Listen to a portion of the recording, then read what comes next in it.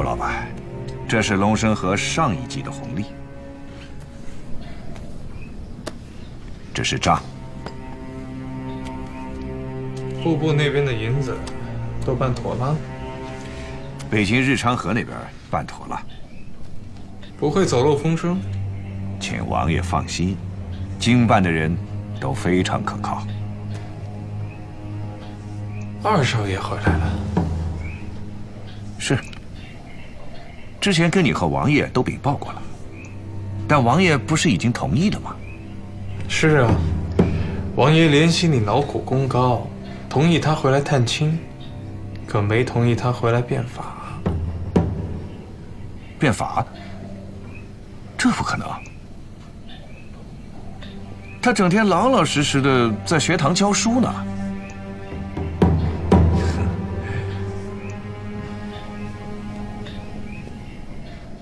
我可是亲眼看见他现在又办学会，又印书，还发了什么报纸，还有满口什么故君权日增，国威日损，什么君为独夫民贼，还要求设议院、开国会、定宪法，以庶政与国民共之，行三权鼎立之职。这是变法吗？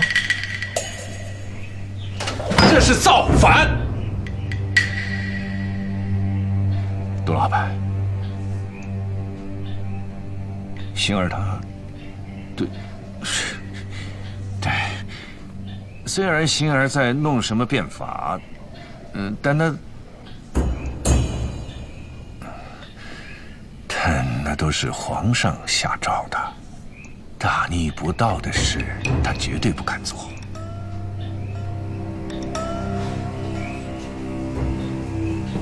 可你们沈家的主子是王爷，不是皇上。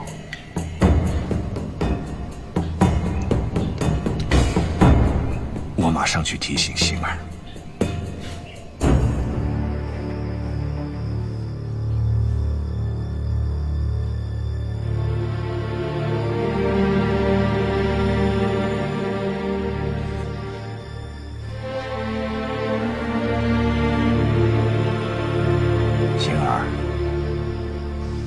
爹，你怎么来了？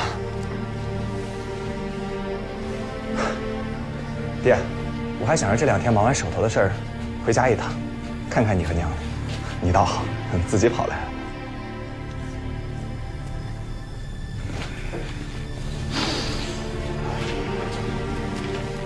了。对了，爹，我想跟你拿一样很重要的东西。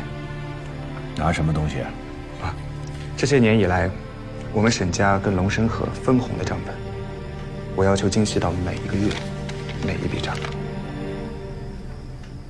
你要这个东西干什么？爹，你相信我，这件事情对我们沈家来说只有利没有弊。我不能给你。为什么？来，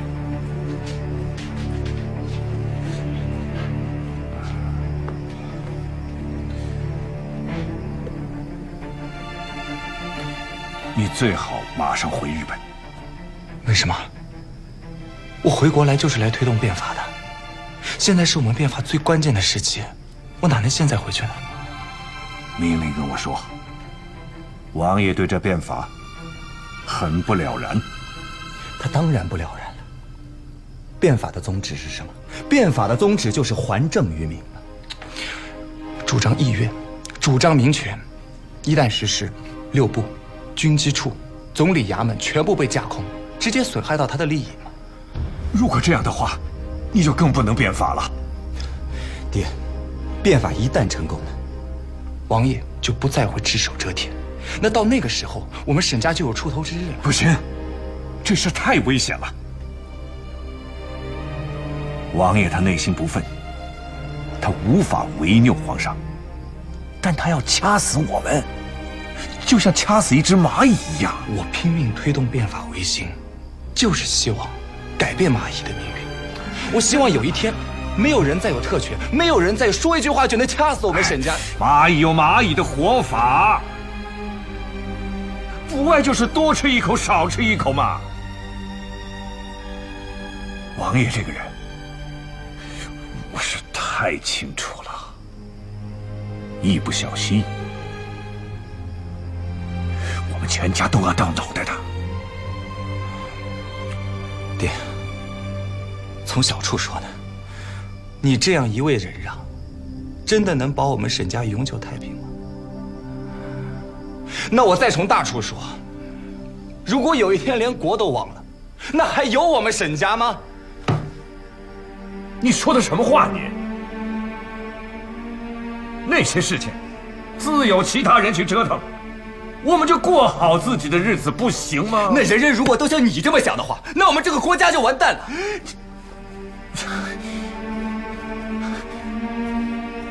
什么救国？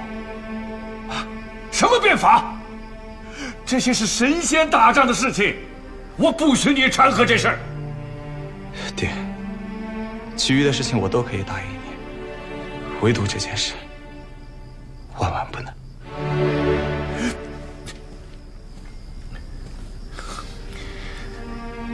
星儿，不是，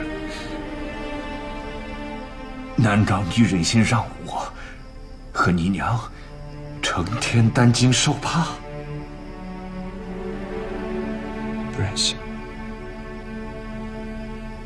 但是我更不忍心看到天下人天天担惊受怕。难道你忍心让明里以你为把柄，不断的敲诈勒索我们沈家吗？不忍心，可是我更不忍心看到天下人被奴役、被欺凌。星儿，我们沈家可再也经不起一丝折腾了呀！啊，爹，我做的所有的事情，就是为了让天下人不受折腾。我希望每一个人都能过上富足、平等、自由的日子。我希望天下所有人都可以受到尊严以待。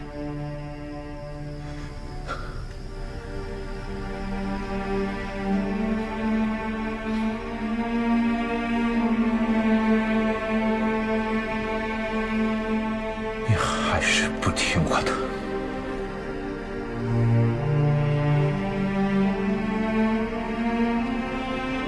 我还是那句话，爹，唯独此事，恕难从命。既然如此，康先生，你好自为之吧。爹，你说这话什么意思？那么多年，无论你有多么的顽劣不堪，无论你闯过多少弥天大祸，我从没放弃过你。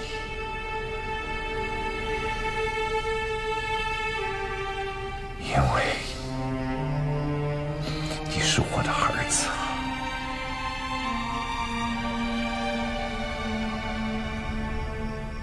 但如果今天你还要一意孤行，